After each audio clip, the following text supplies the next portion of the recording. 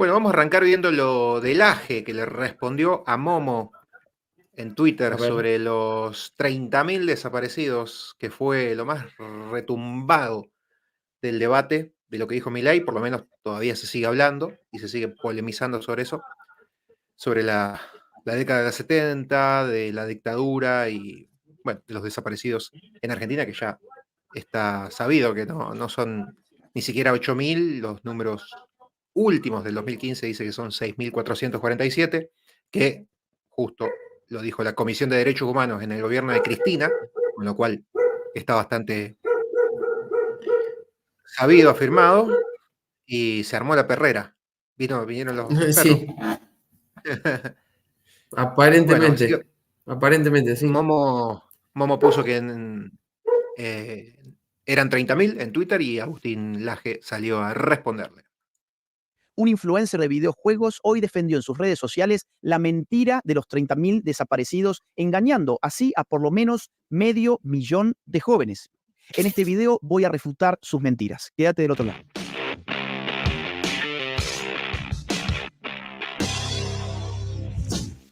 Probablemente uno de los momentos más épicos y cruciales del debate presidencial por las elecciones argentinas tuvo lugar cuando Javier Milei, en el bloque de los derechos humanos, tomó la palabra y dijo que los 30.000 desaparecidos eran una mentira. Vamos a escucharlo.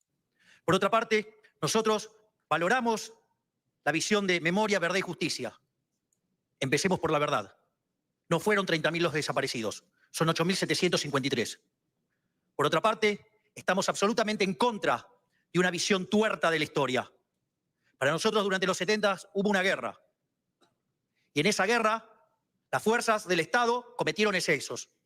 Y por tener el monopolio de la violencia, le vale todo el peso de la ley. Pero también los terroristas de Montoneros, los terroristas del ELER, mataron gente, asesinaron gente, torturaron gente, pusieron bombas, e hicieron un desastre y también cometieron delitos de lesa humanidad. Además, tampoco estamos de acuerdo con los curros de los derechos humanos, aquellos que usaron la ideología para ganar plata, para hacer negocios turbios, o no recuerdan algo así como sueños compartidos, o lo que es la propia Universidad de Madres Plaza de Mayo. Por lo tanto, ¿saben qué? Ustedes sigan discutiendo la historia, sigan tratando de discutir la historia, reescribirla. Nosotros venimos acá, ¿saben qué? Para gobernar, para una Argentina nueva, una Argentina distinta, que es imposible con los mismos de siempre. Y nosotros nos vamos a ocupar de aquellas personas que están bajo la línea de la pobreza, bajo de la línea de indigencia, del 60% de chicos que no pueden morfar. De eso nos vamos a ocupar nosotros. Si ese momento fue tan épico, eso se debió principalmente a que la prensa ensobrada estuvo días previos insistiendo con la idea de que tener que hablar sobre derechos humanos representaba un verdadero traspié para Javier Milei. ¿Por qué? Podría preguntarse uno. Bueno, claro, porque suponemos que solo la izquierda puede hablar de los derechos humanos, que la izquierda tiene una suerte de monopolio sobre los derechos humanos, cuando la realidad es muy otra. No existe mayor violador de los derechos humanos que los gobiernos de izquierdas. Tanto así que en el mundo actual las únicas dictaduras que sobreviven en nuestro continente son precisamente dictaduras de izquierdas. Miren, por ejemplo, ustedes este caso de un periodista de dudosa confianza como es Marcelo Bonelli, que dice lo siguiente en sus redes sociales: revés para Milei, camino al debate presidencial. El candidato de La Libertad Avanza va a tener que hablar de derechos humanos y medio ambiente. ¿Por qué revés para Milei? ¿Por qué se supone que es un revés tener que hablar de derechos humanos para un libertario? Para una persona que no tiene, por ejemplo, ninguna alianza con dictaduras en la región, de lo cual no puede decir lo mismo Massa. En todo caso, el revés tendría que ser para Massa, cuyo aliado regional es Maduro y son los dictadores cubanos, por poner solamente un ejemplo. Fíjense ustedes cómo la prensa constantemente te va queriendo generar la imagen de un Milei que no puede hablar de los derechos humanos. Y Milei, sin embargo, toma el micrófono, patea el tablero y viene con una verdad histórica. No fueron 30.000 los desaparecidos. Ahora bien, yo no quiero concentrarme ni en Bonelli, ni siquiera en Milei. Quiero contarles una cosa que me pasó hoy. Recibí un mensaje de un seguidor bastante joven además, que me decía que estaba muy confundido porque había visto un posteo de un tal Momo Relojero. Yo no sabía muy bien quién era, pero este tal Momo Relojero estaba diciendo en sus redes sociales que Milei era un mentiroso, que en realidad sí habían 30.000 desaparecidos o incluso más, que solamente los negacionistas venían con esta tesis porque tenían intenciones maquiavélicas. Bueno, no sé bien por qué, pero me tomé el trabajo de buscar este tal Momo Relojero y me di con algunas cosas muy interesantes. En primer lugar, que este Momo Relojero parece ser un... Se nota que Agustín no lo conoce de nada a Momo porque le dice Momo Relojero como es el Twitter, que justamente es una un juego de palabras con el mono relojero de Capanga, pero en realidad es Momo, se lo conoce por Momo. Que, dicho sea de paso, yo que lo conozco un poco más y he visto la entrevista hace mucho que dio en Caja Negra, él dijo que es peronista, digamos, y que le gusta esos valores del peronismo de aquella vieja época, porque estudió abogacía en su momento, no terminó, pero bueno, como ya sabemos por ahí las facultades y todo lo que es colegios públicos están tomados por las izquierdas y te enseñan esa parte de la verdad, entonces bueno, él quedó cooptado por eso y bueno, después dejó de estudiar, se dedicó al stream, ya no investigó más y bueno, se quedó con una información vieja. Lo que decías el otro día vos, están llegando tarde los peronistas y los de izquierda a la batalla cultural. Se quedaron dormidos como hacen en absolutamente todo. Por eso tenemos un estado totalmente atrasado. Atrasado. Porque Sí. se duermen. De lo importante no se ocupan.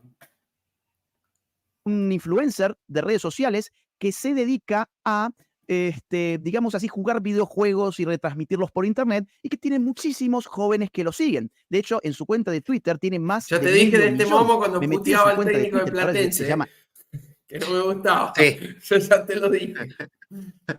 Era un boludo. Y no solo boludo, sino que peronista también.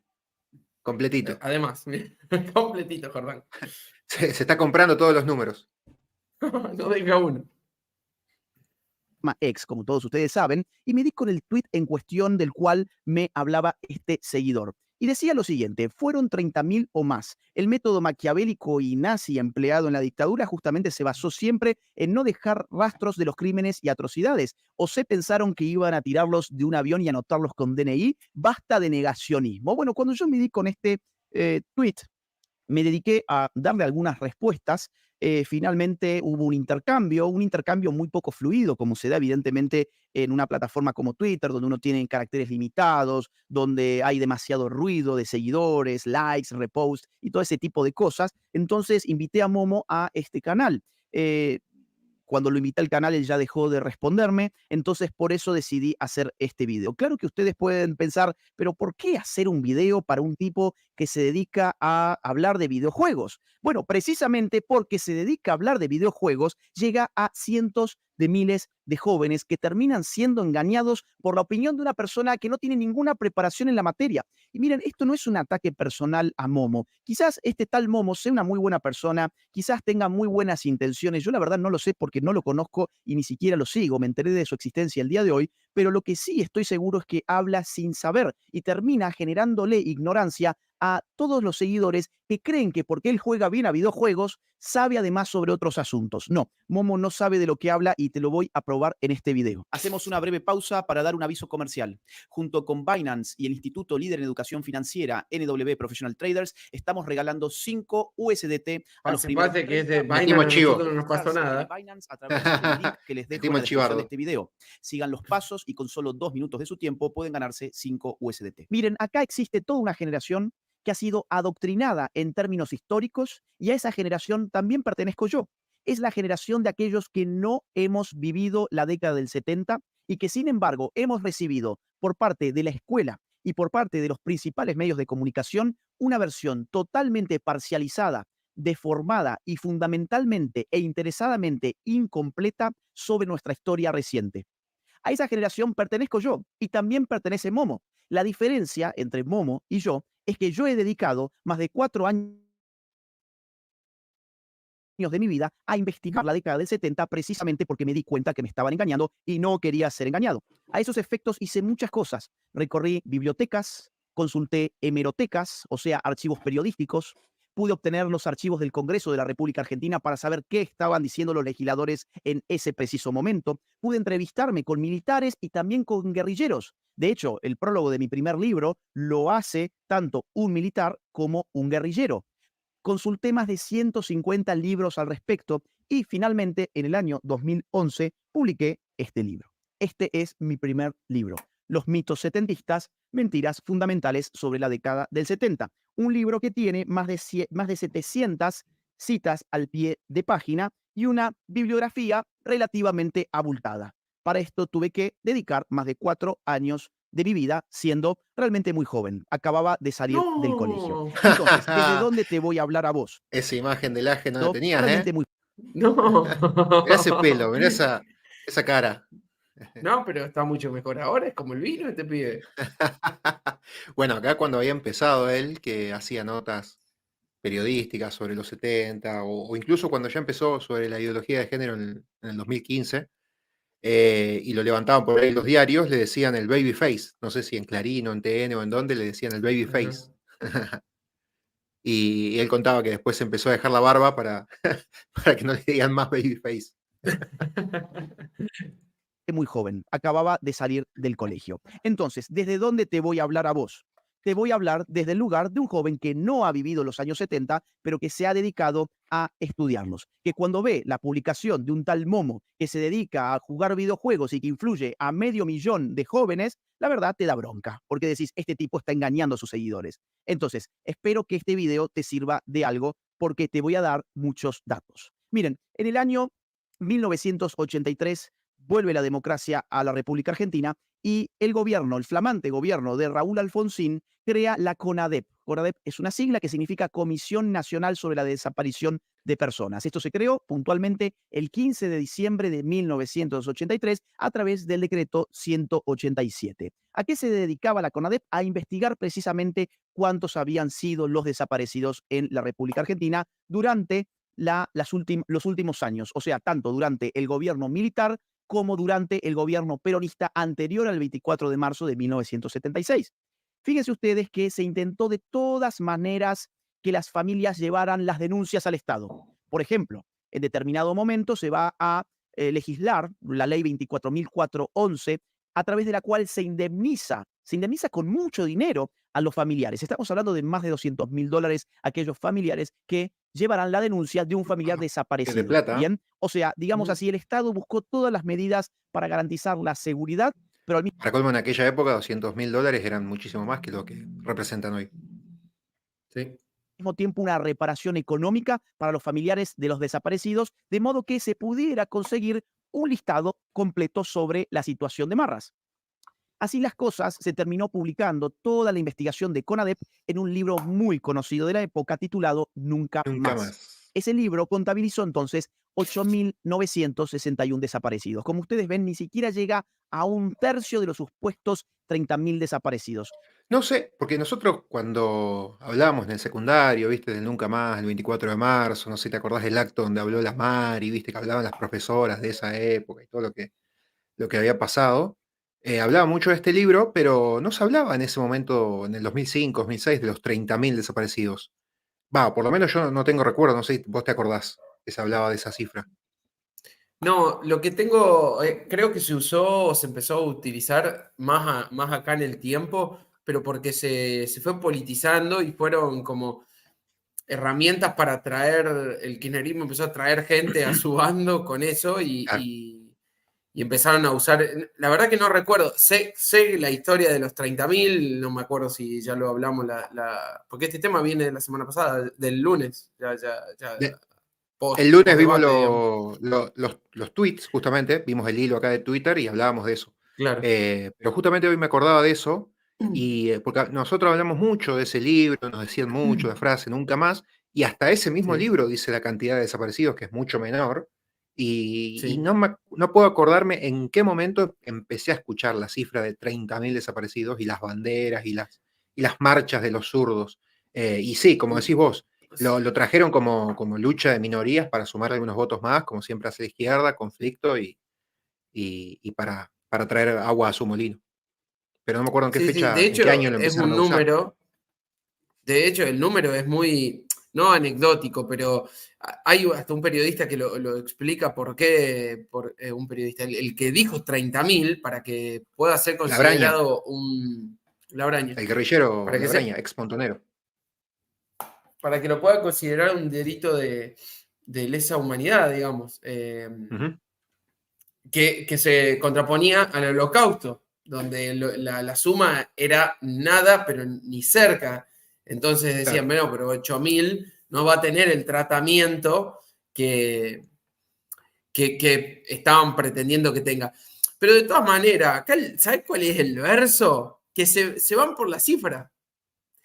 Ujú. Y bueno, y ahora es la cifra. Y ¿sabes qué es lo que sigue sucediendo? Que eso sí me acuerdo, me acuerdo porque lo supe después, y como hace en la introducción Laje, nunca hablaron, o se mencionó muy poco en la historia el terrorismo guerrillero, las organizaciones terroristas.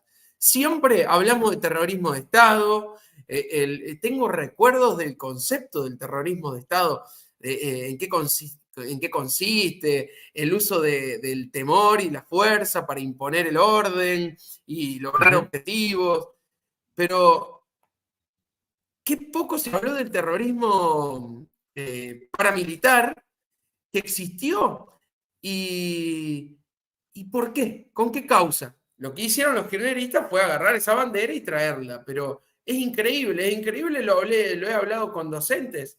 Eh, se nos ocultó, Milei dice la versión tuerta de la historia, la mitad de la Claro, historia sí. no fue mencionada. Vagamente hablaron del ERP, de los montoneros, estaba la AAA también dando vuelta, pero muy vagamente, eran menciones escuetas, era todo contra los militares. Pero lo que quería ir, que la cifra es anecdótica, porque se pierde el foco de lo que en realidad pasa. Y no es negacionista pretender hablar del mapa completo, pero bueno, políticamente se usa así. Si querés la verdad completa, quiere decir que te estás oponiendo a mis intereses, entonces vos sos negacionista. Del otro lado de Claro. la grieta. Sí. No, y yo en esa época, nosotros teníamos clases, me acuerdo de una vez que tuvimos clases con el Tito Ceruti y nos dijo en una vuelta de un acto del 24 de marzo que todo muy lindo, pero que en los 70 él, que era estudiante en esa época de abogacía, vio como en Córdoba explotaban autos, ponían bombas, quemaban casas y nos contó esa época de, de la guerrilla de los 70. Entonces ahí fue el primer momento donde dije, ah, pará, era jodido la época de los 70 y bueno, como me quedó esa duda, pero uno cuando está en el primario, en el secundario, te decían nunca más y bueno, si no te interesaba mucho, pasaba de largo y te creías el cuentito y seguías de largo, que es lo que pasa mucho con las izquierdas que monopolizaron mucho todo lo que es las instituciones, los colegios primarios, secundarios, universidades, y bueno, es la lucha cultural que se está haciendo ahora y se está oponiendo ahora, justamente. Uh -huh. Acá tengo el Aparte, video que decías vos de La Braña. dale. De cómo se llegó a esa cifra. Llegaron las madres de Plaza de Mayo La Braña, ex montonero, guerrillero de esa época de los 70. a Ámsterdam y en ese momento traían una lista, una lista de unos 4.000 y pico de casos de personas desaparecidas y necesitaban dinero para solventar gastos y para tener un lugar propio, una casa propia. Los holandeses, que son gente muy solidaria, estuvieron dispuestos a ayudarla, pero presentaron una lista que, digamos, querían presentar un genocidio. Y los holandeses, Ámsterdam es una ciudad judía, decían, mire, nosotros tuvimos 6 millones de muertos, era un genocidio. Ustedes no pueden venir con este planteo. Lo que hicimos nosotros es aumentar las cifras. Cifras que no existían en los papeles, porque lo que había era eso. ¿Y la cifra cuánto era en ese momento? Más o menos alrededor de 4.800. Nos juntamos, decidimos a ver cómo podíamos levantar las cifras. Del año, se manejaron muchísimas cifras. La mentira era necesaria para conseguir ese dinero. Ese dinero para la madre de los desaparecidos. A nosotros nos parecía justa la causa. Se aprobó 30.000 y quedó 30.000. Fui yo el que dijo 30.000. Pero lo dije... ¿Usted dijo 30.000? Sí, yo fui el que dije. Es decir, usted es Yo soy la persona que dijo 30.000 desaparecidos. No, digamos, en ese momento para conseguir el dinero no era una cosa negativa. Lo negativo vino después. Lo negativo fue cuando, con esa cantidad de muertos que ya teníamos y desaparecidos, se aumentaron a 30.000 realmente que no existen. Y esos 22.000 personas que no existen son las que nosotros decimos que es una estafa. ¿Por qué es una estafa? Porque cobraron. Entonces queremos saber, yo personalmente y otros más, queremos saber el nombre de cada persona desaparecida que no figura en la lista. Y que cobró. Y que cobró, porque si los desaparecidos son 8.000 y hay 30.000, quiere decir que los gobiernos de turno hicieron desaparecer a 22.000 personas más, que no sabemos quiénes son. Hicieron desaparecer, pero cobraron. Ahí está, lo que decíamos del gobierno kirchnerista. hizo figurar más gente para cobrar. Siempre un tema de dinero, ¿no? La verdad que no Dinero me y poder. sorprende, pero es alarmante. Y también hasta incluso a él no le sorprende que, bueno, haber mentido para sacar plata en Ámsterdam le pareció una buena causa, ¿viste? No, como que tampoco se le movió un Son pelo por buenos ese, tipos. sí, por ese En motivo. Argentina, a los buenos tipos los convertimos en pelotudos en un santiamén. Sí, Les así que mentimos bueno, para. para. No, para que nos ayuden y después. Pero después usamos ese dinero. Pero desde el vamos la mentira era. No es que dicen nos pareció una buena causa. Eso es Claro, sí, sí, sí. maquiavélico. Eso es Sí, sí, por maquiavélico. eso. Sí, sí, sí. Bueno, y ni que hablar que después tenemos todo lo que es sueños compartidos, madres de Plaza de Mayo y todo eso que Sueños curraron compartidos después no con los derechos estaba. humanos. ¿Quién era el representante? ¿Carr? Klender ¿Juan Carr? y Bonafini. No sé si estaba Juan Cara ahí. Entonces me lo confundo. Ah, pero estaba Joe Klender ahí metido ahora que Las decís. Sí, caras sí, eran sí, Joe sí. Klender y Bonafini, Eve de Bonafini. Está, Esas eran las está. caras más importantes. Después no sé si estaba Juan Cara o no, pero esas eran las caras más importantes. No, El pero no, parricida Joe Klender. lo menciono a Carr, pero nada que ver, nada que ver, nada que ver. Seguramente nada que ver. Seguimos. Esos 30.000 desaparecidos que hoy todos estamos obligados a repetir cuando no hay ningún tipo de documento que respalde esa cifra, por más que le pese a Momo y por más que Momo diga que somos negacionistas los que no nos plegamos Apareciendo a un esa nuevo mentira. video. Ahora bien, fíjense ustedes que Sí. ahí no queda la cosa. Solo 4.905 de esos 8.961 llevaban datos personales suficientes. El resto tenía muy poquitos datos, incluso muchos de ellos eran apenas sobrenombres o apodos. Miren, además, lo que empezó a ocurrir andando el tiempo. Se empezó a descubrir que muchos de esos nombres, además, empezaban a reaparecer. Por ejemplo, a ver, les voy a leer algo que yo cito aquí en el libro, habiendo hecho la investigación de este listado. Nombres de personas muy conocidas que terminaron incluso ocupando puestos públicos. Por ejemplo, la doctora Carmen Argibay estaba en este listado. Recordemos, la doctora Carmen Argibay fue nada menos que una de las juezas de la Corte Suprema de Justicia de la Nación durante los tiempos de Néstor Kirchner, y sin embargo estaba en el listado de la CONADEP. O por ejemplo, el doctor Esteban Ustorrigui, ¿sí? Que fue Procurador General de la Nación, también durante épocas del kirchnerismo, y sin embargo también estaba en el listado de la CONADEP.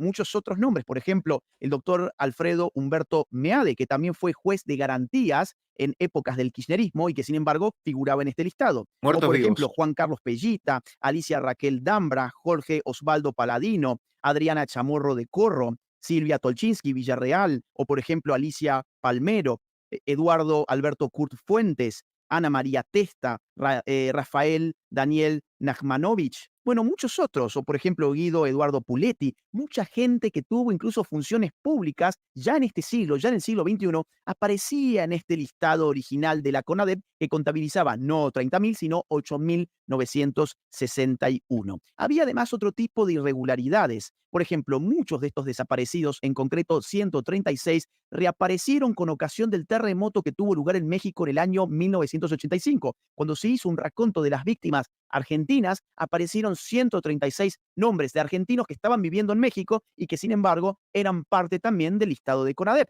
Ya en tiempos de Kirchner, por lo tanto, y en vistas de tantas irregularidades, el listado fue revisado nada menos que por la Secretaría de los Derechos Humanos, que en ese momento, como ustedes sabrán, estaba siendo dirigida por Eduardo Luis Duhalde y por Rodolfo Matarolo, dos personas además muy comprometidas con las izquierdas e incluso comprometidas a nivel militante con las organizaciones armadas de los años 70. Me llama la atención que ahora que pienso que no apareció hablando en ningún canal kirchnerista, Cabandier, que podrían haberlo llamado para que se ofenda un poco en Acaban vivo, de. ¿viste? Y hacer un poco de show.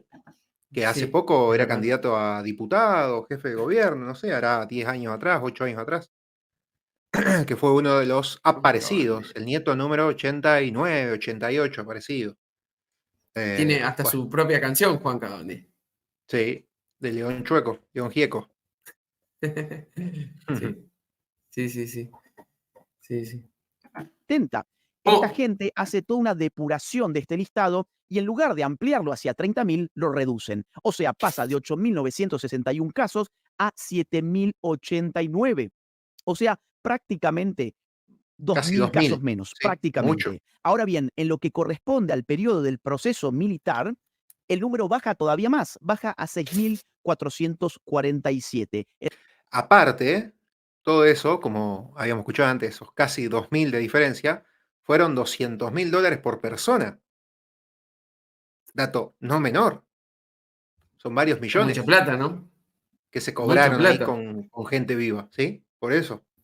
Dato no menor. 6 millones de dólares. El resto son desaparecidos que le corresponde al periodo peronista inmediatamente anterior al 24 de marzo de ¿6 millones o 60? No, 60, 200.000. 60, perdón. Ajá, me parecía, ¿viste? Número grandecito para la época. Qué hijos de Pará. puta, qué Son chorros. 200.000, lo voy a hacer así, dejo de tirar cifras. No, 6.000 millones. 6.000 millones, mirá, nos quedamos bastante cortos. Sí. Sí. de 1976. O sea, ¿cuál es el dato con el cual hoy contamos a través de la depuración que hizo el gobierno kirchnerista a principios de este siglo? Ese dato no es 30.000, es 6.447. Guste o no guste, ese es el dato que hoy se maneja. Aún así, dentro de estos números también habían irregularidades que yo consigno precisamente en el libro Los mitos setentistas. A ver, te voy a poner algún ejemplo para no aburrir, no voy a ir con demasiados ejemplos, sino con algunos casos puntuales. Fernando Aymal. ¿Quién fue Fernando Aymal? Fernando Aymal fue un militante montonero, o sea, un guerrillero que terminó siendo fusilado por sus propios compañeros después de habérsele practicado un juicio revolucionario. Lo encontraron culpable de traición y lo terminaron fusilando. ¿Dónde se consigna esto? Se consigna nada menos que en Evita Montonera, o sea, uno de los principales órganos de la prensa montonera, concretamente en el número 8 de esta tirada, en la página 21. O sea, Fernando Aymal termina siendo fusilado por sus compañeros y, sin embargo, hoy engrosa el número de los 6.447 desaparecidos que maneja el gobierno actualmente. Otros casos interesantes, también muy irregulares, son de guerrilleros que se quitaron la vida utilizando la pastilla de cianuro. No sé si ustedes saben, pero la guerrilla en Argentina tenía instrucciones de que si un guerrillero resultaba atrapado por las fuerzas de seguridad o por las Fuerzas Armadas, ese guerrillero tenía que ingerir de inmediato una pastilla de cianuro para terminar con su vida y no delatar a nadie. Bueno, hay ciertos nombres dentro de los desaparecidos, según este último listado, que sin embargo se sabe que se terminaron quitando la vida con cianuro. Por ejemplo, Francisco Paco Urondo, el poeta guerrillero, ¿sí? O por ejemplo, Carlos Andrés Goldenberg, o por ejemplo, Alberto Molinas Benussi. Estos tres casos, por solo citar tres, no fueron desaparecidos, sino que terminaron con su propia vida ingiriendo cianuro. También hay otros casos Como irregulares hacían los muy nazis. interesantes porque se trata de guerrilleros que murieron en el marco de un enfrentamiento armado tratando de atacar unidades militares. Por ejemplo, en el año 1975 se atacó el regimiento de Monte 29 en Formosa, donde hubo muchas bajas, tanto de parte de las Fuerzas Armadas como de la guerrilla. Bueno, hoy hay guerrilleros que engrosan los listados de los desaparecidos. O, por ejemplo, también guerrilleros que atacaron en Monte Chingolo. En Monte Chingolo, cerca de la Navidad de aquel año, también fueron a atacar la guerrilla a esa unidad militar y varias bajas de la guerrilla hoy aparecen engrosando estos listados de desaparecidos que sin embargo ni siquiera se aproximan a 30.000, sino que aquellos que le corresponde al proceso militar son 6.447. Miren, podríamos querer buscar otros tipos de fuentes, porque podrían decirme, bueno, pero ¿por qué me tengo que atener a las fuentes del Estado argentino? Quiero otro tipo de fuentes. Las ha habido también y son incluso menores. Por ejemplo, la Asamblea Permanente de los Derechos Humanos en la década del 80 hablaba de 6.000 casos de desaparecidos en Argentina. Amnistía Internacional hablaba de 4.000 casos de desaparecidos en Argentina. En la OEA se hablaba de 5.000 casos. Y la Corte Interamericana de los Derechos Humanos recogió por entonces 5.580 denuncias. También podemos escuchar otro tipo de voces. Si quieren ustedes, por ejemplo, nada menos que Graciela Fernández Meijide, que fue una de las integrantes de CONADEP y que a su hijo también era guerrillero y terminó, digamos, siendo desaparecido. Por eso Graciela Fernández Meijide va a integrar la CONADEP. Bueno, la propia Fernández Meijide ha hablado de 7.954 casos y ella se ha preguntado públicamente en la prensa lo siguiente, la voy a citar. Ella ha dicho lo siguiente, ¿con qué derecho se habla de 30.000 desaparecidos cuando había un conteo de 9.000? Se está refiriendo al primer conteo de CONADEP, ¿recuerdan ustedes? El conteo de 8.961 casos. Sigue diciendo así Fernández Meijide, porque es un símbolo. Están los mitos, pero quien hace historia tiene responsabilidad política. Debe decir la verdad. Yo no admito que haya dos números de Ah, te desaparecidos. lo escuché. No. Uno fue una necesidad al principio, cuando se quería llegar a los organismos internacionales y la única figura era el genocidio. Y para poder arguir que había un genocidio, se inventó el número 30.000. El otro número es el que está documentado. ¿Y saben qué, muchachos? Me pregunto yo, y le pregunto a cualquiera. Entre 10.000, para redondear, y 30.000, hay 20.000 de diferencia. Pasaron los años, se acabó el miedo de la denuncia, los nietos se están encontrando solos, ha habido reparación económica. ¿Me van a decir que hay 20.000 familias en la Argentina que no han denunciado la desaparición de un miembro? Habría que preguntarle a Momo si considera que Fernández Mejide es una negacionista. Ella, que tiene un hijo desaparecido, que además integró nada menos que la CONADEP.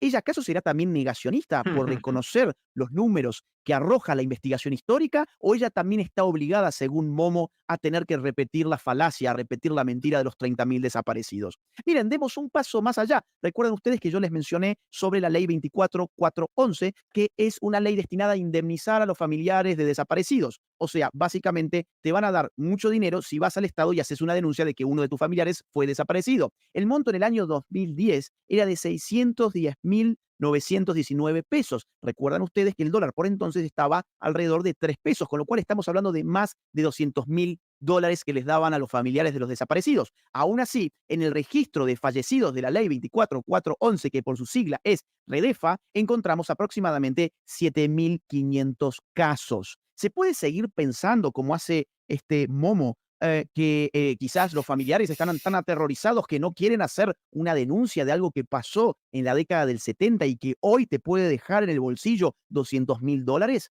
Es decir, hay 23.000 familias que no están animándose a denunciar en el año 2023 algo que pasó en los años 70, recibiendo semejante beneficio del Estado. ¿Realmente podemos creer eso? ¿O es más lógico creer que el número 30.000 ha sido una burda mentira? Bueno, miren, ya no hay mucha discusión sobre esto. Un guerrillero muy importante, llamado Luis Labraña, ya ha desmitificado este asunto de manera pública. Él ha sido parte de las reuniones en Europa donde definieron los guerrilleros que iban a inventarse el número 30.000 desaparecidos para conseguir apoyo económico internacional. El número 6.000 no era un número que le permitiera juntar fondos a nivel internacional. Tenían que presentar algo gigantesco. Y el número que les apareció como idea fue 30.000. Esto lo dijo un guerrillero, Luis Labraña, que formó parte de esas reuniones. ¿Acaso este tal Momo va a considerar que Luis Labraña también es un negacionista? Miren, no hay muchas más vueltas que darle. Milei ha tenido el coraje en el debate de decir la verdad. No son 30.000 los desaparecidos. No es negacionismo decir la verdad. Aquí hay que respetar la verdad histórica. Todo lo demás es propaganda política. Así que cierro este video de esta manera. Si sos seguidor de Momo, seguilo, porque juega bien a los videojuegos, pero de historia no sabe nada. No le creas una sola palabra. Mirá cómo juega videojuegos, el resto no le des mayor importancia. Bueno, ahí está la respuesta a tu querido Jerónimo Benavides. Hola Eva, hola Mailén, ¿cómo andan? Fieles Eva y Mailén, ¿eh? Me parece que Sí. vienen del día 1.